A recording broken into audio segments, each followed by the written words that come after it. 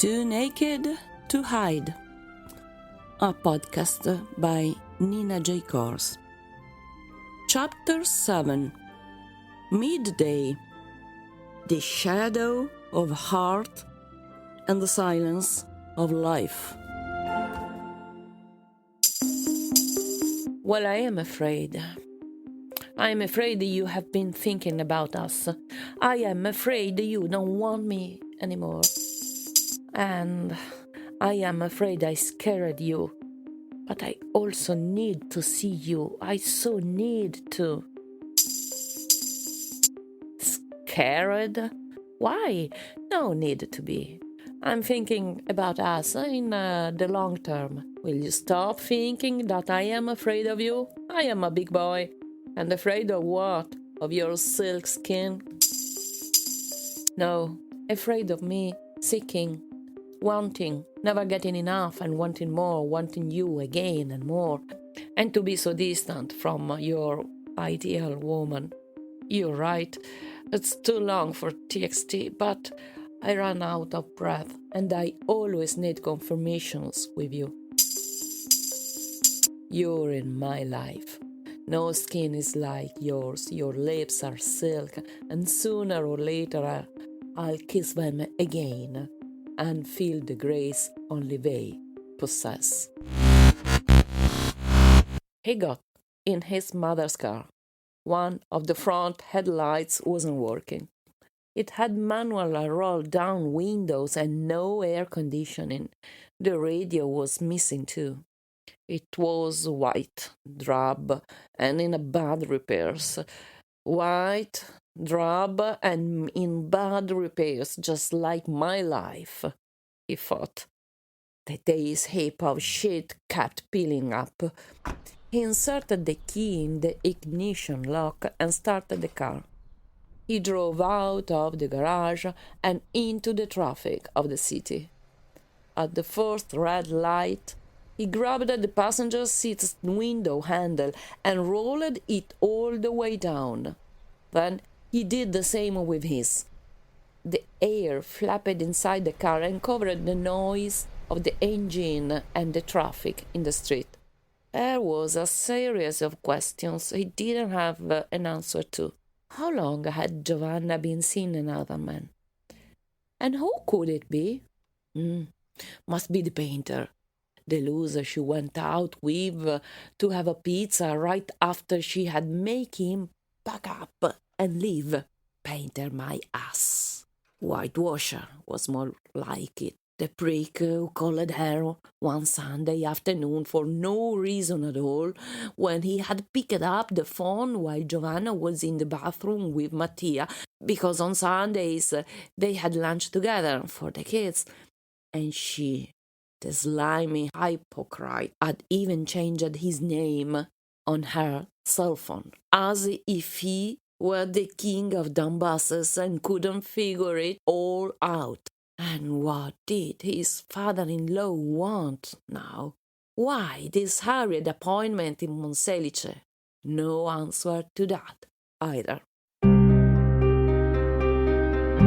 You driving? Oh, not a chance. The car is yours. You're driving. Technically, the car is my husband's, but I'll be driving it anyway. I like to drive. They had climbed in the car. She had taken hold of the steering wheel with natural poise, and they drove off. Don't get in the fast-paced old Bob. Car payments leave their trace behind, said he sullenly. The sky was heavy with rain, and gusts of wind had started picking up.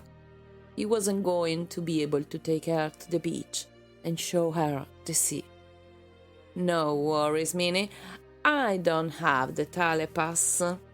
They talked in turn about nothing and everything. Time went by fast, but there was something unsaid, hovering above them, which he couldn't quite make out. She smiled, confident and calm. Then the rain had started to come down. They reached Albarella in no time. I'm taking you out to dinner. Let's stop over there." He took her to the usual restaurant, the one he'd always gone to, as long as he could remember. First with his father and mother, then with Giovanna and the kids. Almost 47 years of life. Sitting at that table, he had told her all about the family of restaurant keepers that had in turn owned the restaurant for over 50 years.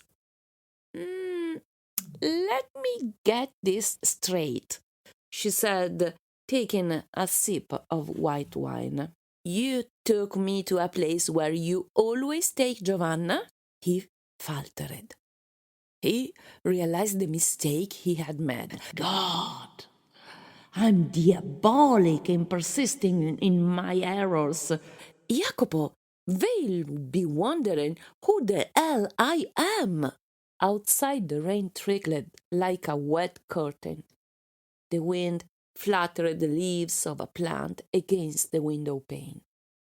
The sky lay heavy, covered by dark clouds. He didn't answer. He just glanced quickly at her and dived back in his plate. "Okay, Jacopo, so you know what? If you don't care, I don't care either." And she had smiled and tipping her glass towards him. She made him lift his glass for yet another toast and abandon the darkness that for a moment had cast a shadow over his heart. Then, of course, there were her emails. Her emails always arrived unexpected. Before opening them, he'd always make sure to tell Chiara that for the next half hour he was not to be disturbed.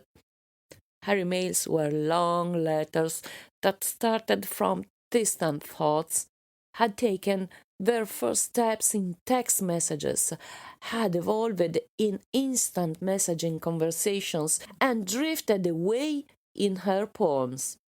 Then they would come, long emails that had to be read over and over again, because their wording was never casual, but created an inner harmony that he was able to understand. Her emails made thoughts and feelings visible and rational. They talked about distant pasts to shine a light into their remote hiding. They were often letters she would write and send to herself, long monologues in which she found the freedom to give expression to her thoughts. When he had learned of the existence of these letters, he asked her to send them to him, to share them. At first, she had refused. Then she had slowly come to trust him more, and had started to send some, but not all. Towards the beginning of the summer, her emails came more sporadically, but he knew exactly how they came to light. She would sit at her desk in the perfect stillness of their house, unplug her phone. If someone asks, I'll say I misplaced the receiver, log off from the internet so I won't be bothered by anyone who wants to message me, the cell phone on silent mode, so I can answer only if I want to, or say that the cell phone was in my bag, the radio turned on in the kitchen. How do you expect me to think without at least a little bit of music? And started to write in one go, elbows over the desk, the old computer keyboard warming up her left hand and weird. But she would type away undaunted, while words flowed one after the other, her thoughts running into the distance, so her words would run on, brim over and pour, each word pulling the next. He had seen her writing. Her face was relaxed but somber, her hair a bit ruffled, her eyes seemingly fixed at the screen, but really lost in the images that moved inside her, that took shape in her words. Every once in a while she'd stop, breathe slowly, read what she had written, made some minor corrections, and then her hands would resume their work, tapping away on the keyboard, producing a sort of music, a rhythm picking up speed and then ebbing away, the pulse of a heart beating a lifetime, faster at times, slower at times. And he also knew what she did when she finished writing those letters to herself. She would read them once, type in the address, and click on send.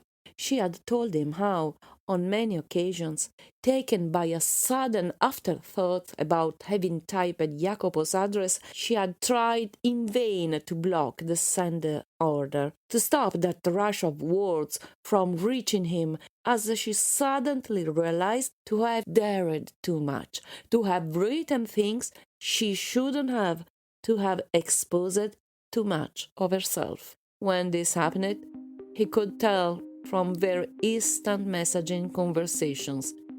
He knew it right away, even before checking his email.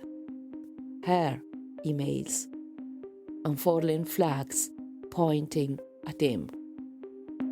Okay, just to let you know that I sent you an email without any editing, so you take it like it is. Ugh. Ciao, Jacopo. I imprinted your face in my eyes while you were resting.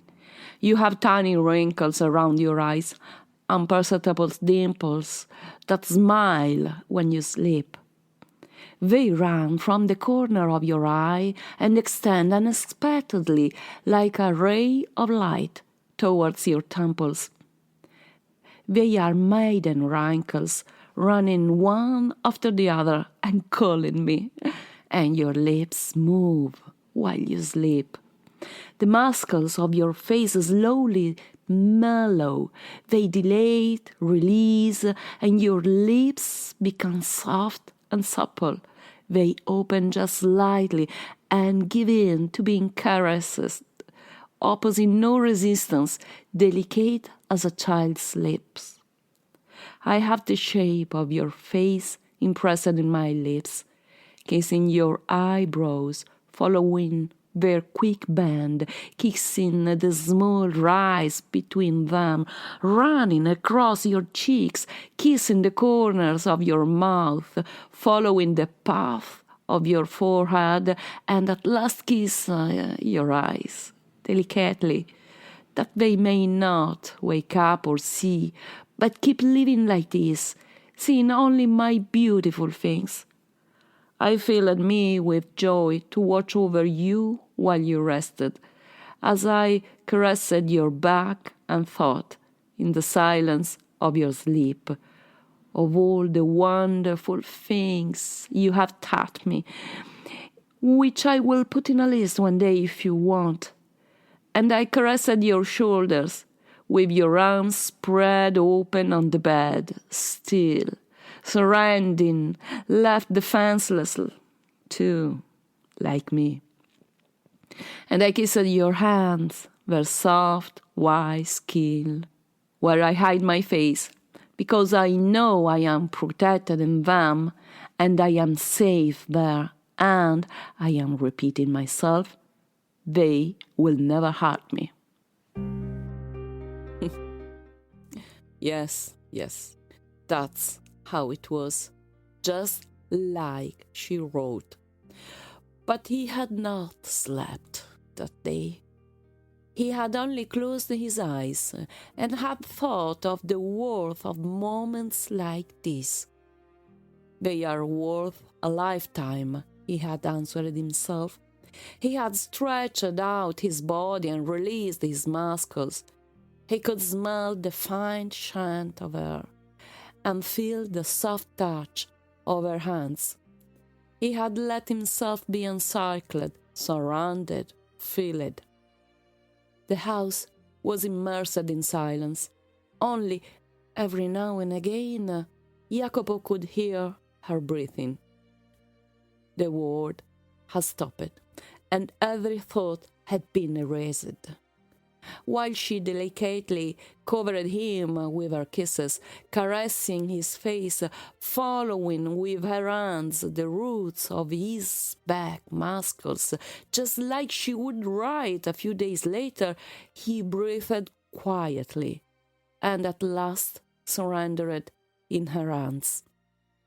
A black knot was slowly becoming undone inside of him, though he didn't exactly know what it was. He had abandoned himself to her, but for sure he wasn't sleeping. Then he had lifted his head. She had remained silent, and her hands had stopped moving. They had stood still, looking into each other's eyes. Outside, the rain had receded, and the sun was piercing through the gaps of the blinds. Something suspended hovered between him and her. He had propped himself on one elbow, had drawn his mouth near to hers, and they kissed. Time had really stopped. He felt a deluge of light inside.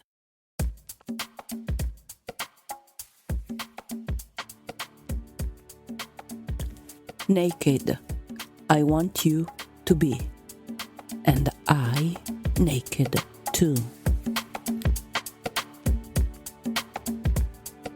Thighs enclosing mine, grasping, releasing, rough but powerful, offering the sudden, sharp curves of your muscles, small hillocks where I seek safety.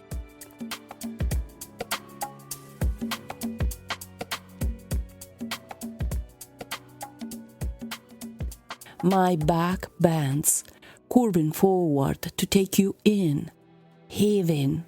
My mouth seeks out your neck, curved over my chest. I bend my knees to push you gently up towards me, to take your body in my hands and find relief in your mouth and breathe in your eyes. I feel your hands over me, holding me, and sweetly yearning for more.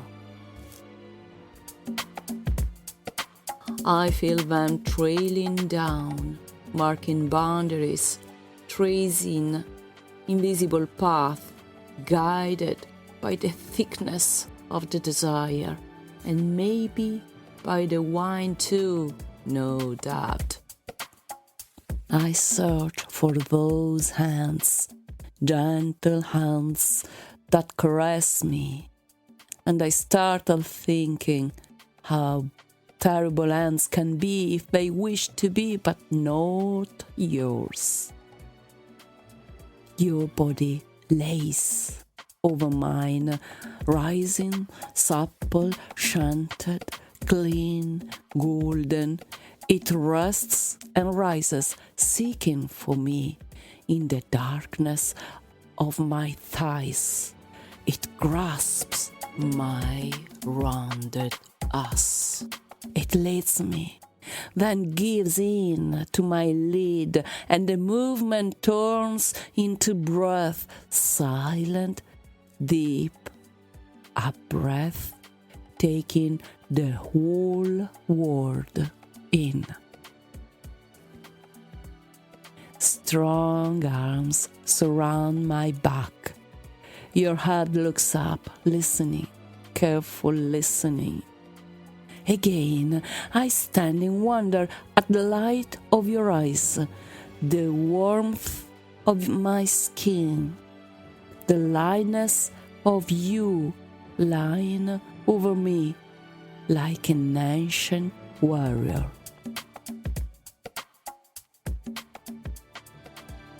Then, suddenly, out of control, a growing yearning liquefies my legs, lights up my spine, pierces my chest. It swells, overwhelmed, and fills the universe with everything in one single instant, just one. Oh, to catch my breath, to hold my life, to see if it may be possible, if I am allowed to hold everything that the world holds at great, if I can, if I may.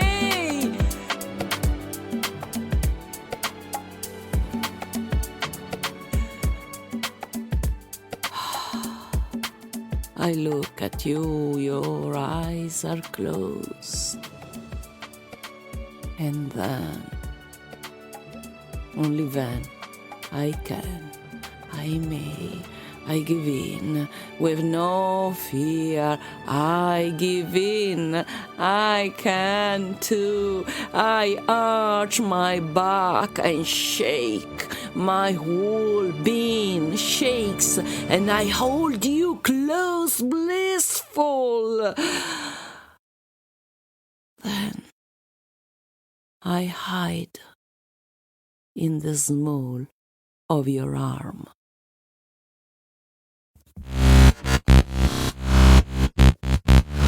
The road stretched ahead in a straight line. The day was bright, and the wind kept forcing its bellow inside the car, unruly, deafening. The cell phone lay silent, his hands placed squarely on the steering wheel. The engine rolled. The road rested, uncumbered by traffic. Everything was okay. Or so it seemed. What do you mean there are no alternatives? What does that mean? She was yelling. She leaned on her back, between the wall and the fridge, as if seeking refuge, her iPod still wrapped around her neck, a bag hanging over her shoulder, shoes still on. You can check my website at www.toonaked.me. Translation from Italian by Iris Cartia. Original music by Massimo Moretti for Maxmore Music. Post-production editing by Gina Lee. All mistakes are mine. If you want to see pictures of making of and life in Italy, please follow me, Nina J. Kors, on Instagram and LinkedIn.